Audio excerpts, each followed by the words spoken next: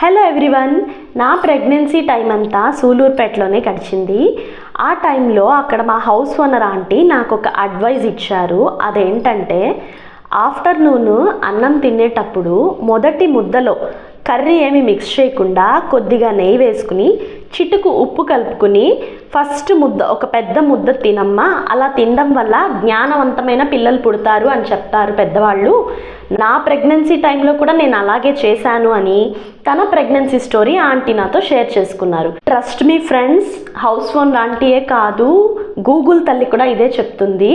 Pregnancy టైంలో mother తీసుకునే గీ వల్ల బేబీ ఫిజికల్ డెవలప్మెంట్ బాగా జరుగుతుంది. Baby brain development, baby nervous system development చాలా బాగా జరుగుతుంది. కావాలంటే ఒకసారి గూగుల్లో సెర్చ్ చేయండి.